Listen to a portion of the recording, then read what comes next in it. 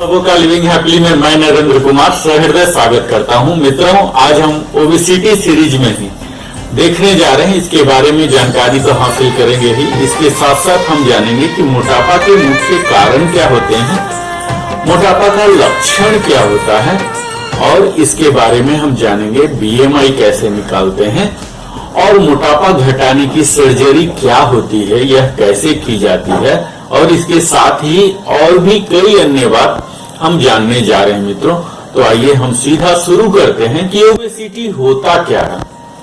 यह वस्तुतः वह स्थिति है जब हमारे शरीर में अत्यधिक वसा सीमा से अधिक एकत्रित हो जाती है, जो कि शरीर के कई अलग अलग भाग में अलग अलग मनुष्यों में एकत्रित होता है, जो हमारे स्वास्थ्य पर बड़ा ही हानिकारक प्रभाव डालता है और यह हमारे एजिलिटी आयु की संभावना को भी काफी हद तक घटा देता है। तो आइए अब हम जानते हैं कि यह ओबेसिटी का हम जाने कैसे कि हम ओबिस हैं या नहीं हैं।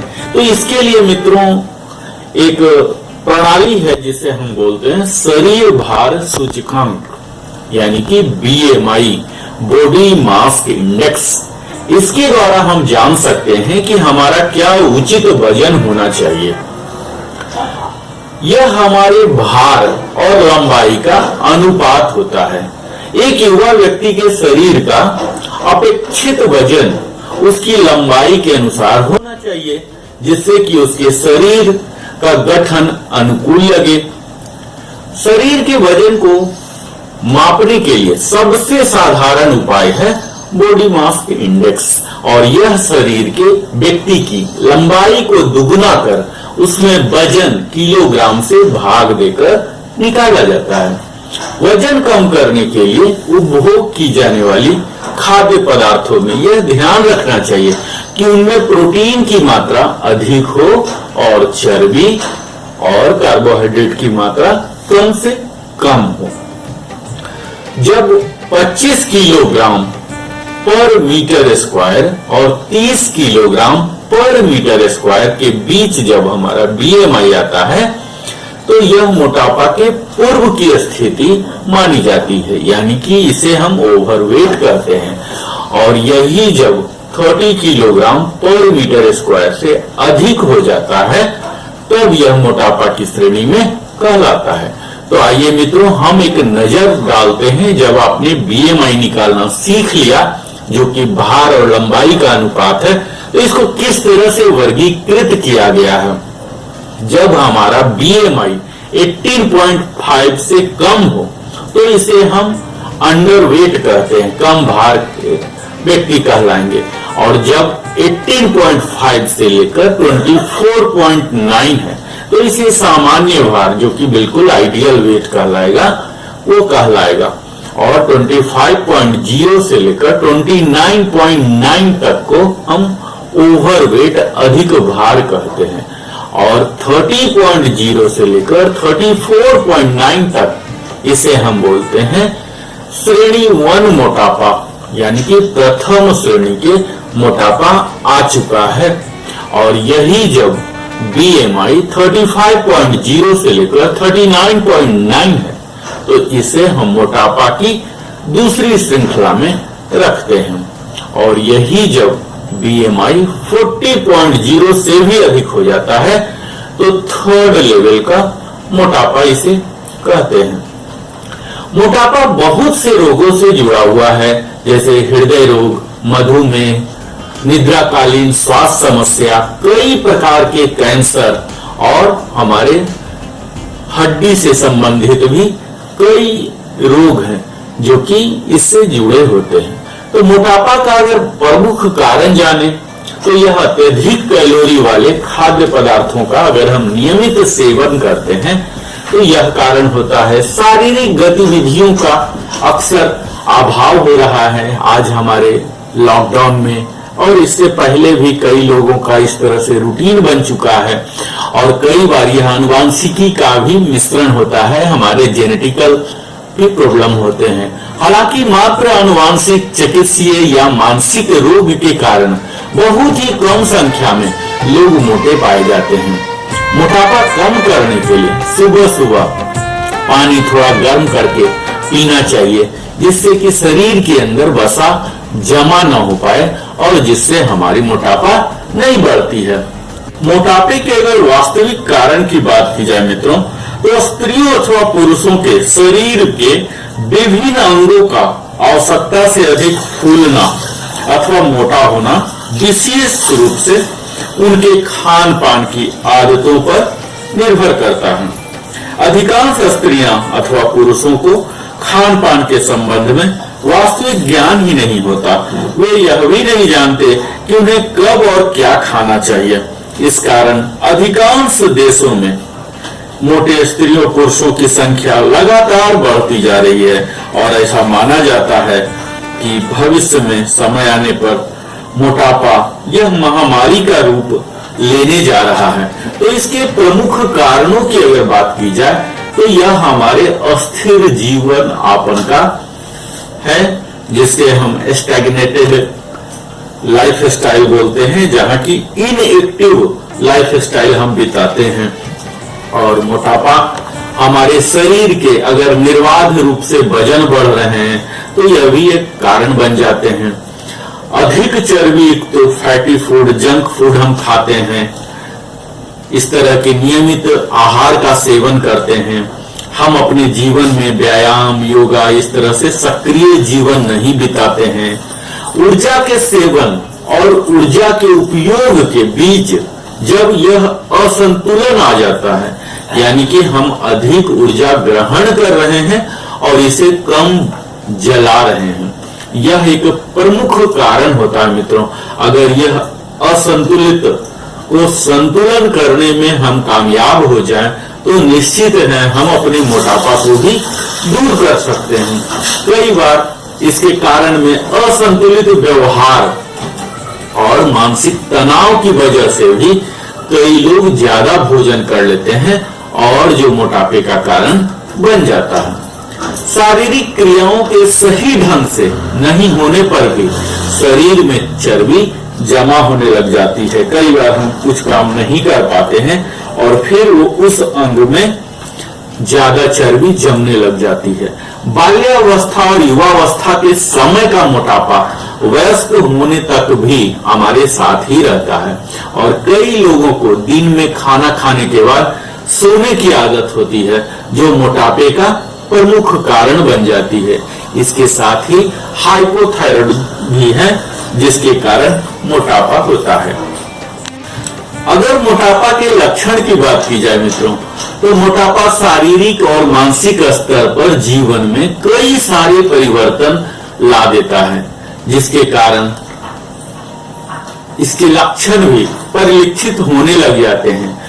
परंतु कई बार लोग इन्हें महत्व नहीं देते और इसके बारे में कोई चिकित्सीय परामर्श नहीं लेते हैं, और जो कि बाद में हमारे स्वास्थ्य के लिए अत्यधिक हानिकारक साबित हो जाता है। तो इसके प्रमुख लक्षणों को हम देखें तो हमें पता लगता है कि हमारे सांस फूलने लग जाते हैं, बार बार सांस फूलने की समस्या आने लगती है, जो कि मोटापा के अलावे भी कई रोग के कारण भी बन सकता है, पर मोटापा एक प्रमुख कारण होता है।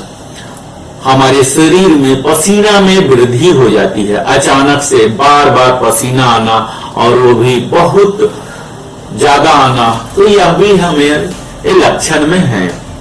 खर्राटे आना, आमतौर पर मोटापे से बेहाल लोगों को नींद में बहुत खर्राटे लेते हुए देखा गया है। शारीरिक गतिविधि के साथ सामंजस्य करने में अचानक असमर्थता का अनुभव होने लगता है। सामान्य तौर से कोई भी शारीरिक गतिविधि करने में असमर्थ होने पर आप समझ सकते हैं कि मोटापा के लक्षण दिखने लगे। प्रतिदिन बहुत थकान महसूस करना, बिना किसी अतिरिक्त कार्यभार के भी अगर आप थकान महसूस कर रहे हैं तो आप समझ सकते हैं कि मोटापा के लक्षण आ गए हैं। पीठ और जोड़ों में दर्द हो जाते हैं। मोटापा की समस्या से ग्रसित लोगों में अक्सर पीठ और जोड़ों की दर्द और भी कई जगह बॉडी पेन पाए गए हैं। अगर आत्मविश्वास और आत्मसम्मान में कमी का अनुभव होता है तो यह भी एक मोटापा के लक्षण में माना जाता है। किसी काम को करने में क्षमता में कमी आ गई है, हमारी इफिशियंसी घट गई है, प्रोफिशियंसी घट गई है, जिससे क्या होता है हमारे स्वयं पर विश्वास भी घट जाता है, जिसके चलते हमारे आत्मसम्मान में भी कमी आ जाती है। अकेला महसूस करने लग जाते हैं। मोटापा में अकेलापन अनुभव करना एक बड़ी ही आम बात है। हमारे शारीरिक परिवर्तनों के चलते अक्सर लोग स्वयं को सबसे अलग थलग एकाकी महसूस करने लगते हैं, तो यह भी मोटापा के प्रमुख लक्षणों में से है। जरूरत से ज्यादा या कम सोना, यह भी एक मोटापा के लक्षण है। तो हमने अभी देखा मोटापा के प्रमुख लक्षण। जब शरीर में ऐसी स्थिति पैदा होने लग जाती है तो हमारा शरीर चेतावनी के रूप में अनेक संकेत देता है, परंतु हम उन संकेतों की ओर ध्यान नहीं देते और जिसका परिणाम यह होता है कि फैट हमारे शरीर में इकट्ठा होने लगता है, शरीर फूलने लगता है। इसके कारण अनेक वर्षों में शरीर ऐसी स्थिति में पहुंच जाता है जहां से लौटना काफी मुश्किल हो जाता है। चेतावनी के रूप में सबसे पूर्व व्यक्ति के शरीर में अजीर्ण पैदा होता है, उससे खट्टी डकारें आती हैं। अनेक बार पेट में फंसा हुआ पुराना मल बाहर नहीं निकलता। मनुष्य तब भी इन चेतावनियों की ओर ध्यान नहीं देता और मनमानी चीजें खाता जाता है। उसे भोजन के संबंध में विवेक से काम लेना चाहिए और जब प्रारंभिक अजीर्ण आदि की स्थिति हो तो उसी समय सचेत होकर ऐसे उपाय करना चाहिए जिससे ऐसी स्थिति से बची जा सके। तो मित्रों, अब हम देखने जा रहे हैं मोटापा से जुड़ी हुई कई स्वास्थ्य संबंधी समस्याएं। तो इसमें सबसे पहला आता है टाइप 2 डायबिटीज, हाइपर कोलेस्ट्रोमिया। इसमें उच्च cholesterol, gastro-oesophageal reflux disease, high blood pressure, heart diseases, depression, जोड़ों की ऑस्टियोआर्थराइटिस, जोड़ों का दर्द, स्लीप एपनिया और श्वसन समस्याएं, यूरिनरी स्ट्रेस इनकॉन्टिनेंस, अस्थमा और फेफड़े की समस्या, प्रजनन संबंधी समस्याएं, इस तरह से कई तरह की समस्याएं आने लग जाती हैं। मित्रों, अगर मोटापा से हम ग्रसित हैं तो अगर मोटापा को आप व्यायाम से, योग से अपने जीवन को सक्रिय बनाकर नहीं घटा पा रहे हैं, दवा से भी नहीं घटा पा रहे हैं, तो इसके बाद मोटापा घटाने की सर्जरी की जाती है। जो बहुत अधिक मोटे होते हैं, आहार में, व्यायाम, सब कुछ फेल हो जाता है, तो चिकित्सक की निगरानी में की जाने वाली स्ट्रेटजी के तहत वजन घटाने के लिए उन्हें सर्जरी से गुजरना पड़ता है और तभी उनका वजन घट जाता है। यह बैरिएट्रिक सर्जरी कहलाता है, जिसके तहत खाने वाले भोजन की मात्रा को तो सीमित कर ही दिया जाता है, मरीज को कम खाने पर जोर दिया जाता है, जिससे वह ऐसा महसूस करते हैं कि उन्होंने बहुत कुछ खा लिया है। यह सर्जरी हमेशा कीहोल सर्जरी का उपयोग करके की जाती है।